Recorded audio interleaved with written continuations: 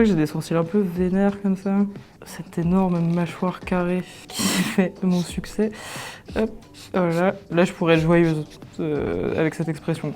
On ne sait pas. C'est juste c'est la bitch resting face. Elle, c'est Salomé Laoche. Vous avez peut-être vu passer ses dessins sur Instagram ou en librairie. Elle a accepté de nous raconter son parcours, crayon en main. De manière générale, je fais pas de storyboard et je fais planche par planche. Je sais à peu près où je veux en venir. J'ai tapé ma meilleure insomnie.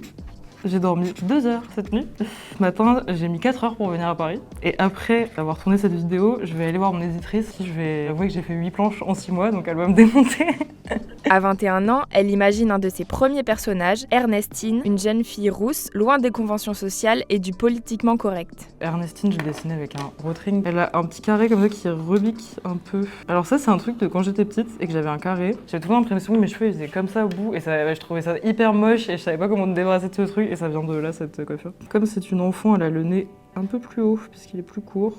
Et elle fait vraiment la gueule parce qu'elle est pire que moi. C'est hyper marrant, ce personnage de petite fille un peu peste, c'est hyper rigolo à exploiter. Et du coup j'avais commencé à réfléchir à un personnage de petite fille comme ça et pendant un cours je l'avais dessiné et après j'ai juste eu à trouver une couleur pour ses cheveux, un prénom et c'est un peu venu tout seul quoi. Elle est à la fois assez maligne mais en même temps un peu conne quoi parce qu'elle a aucune intelligence émotionnelle et humaine et elle est pas du tout adaptée dans le monde dans lequel elle vit quoi. Elle a réussi à se faire connaître grâce à des planches qu'elle a publiées sur Insta. Ça m'a permis d'y arriver plus vite, dans une certaine mesure d'avoir plus de liberté je pense sur ce que j'allais faire. Avant Instagram, personne ne me répondait et par la suite en fait, il y en a qui sont venus me chercher. Et l'été dernier, c'est sur ce réseau qu'elle parle de son rapport à l'alcool dans une série de 6 bandes dessinées. Il y a plein de gens du coup qui m'ont raconté leur histoire, le rapport qu'eux ils avaient à l'alcool, qui m'ont dit qu'ils avaient des proches qui étaient alcoolos. Enfin j'ai l'impression que ça a fait un peu du bien. C'était un peu aussi une manière de dire pardon quoi. Mon prochain perso, ça va être dans un univers heroic fantasy. Ça va être l'histoire d'une sorcière qui s'appelle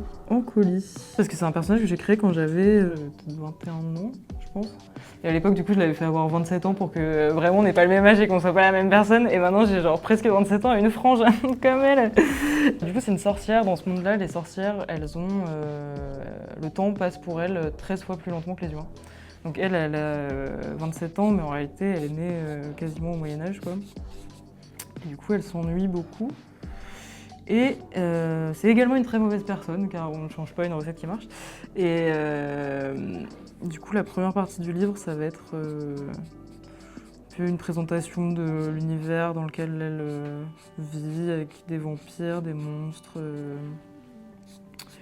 des elfes et tout ça. Et puis elle qui fait n'importe quoi, qui vit dans son énorme château avec un crapaud. Et la deuxième partie du livre, ça va partir en mode aventure, quête.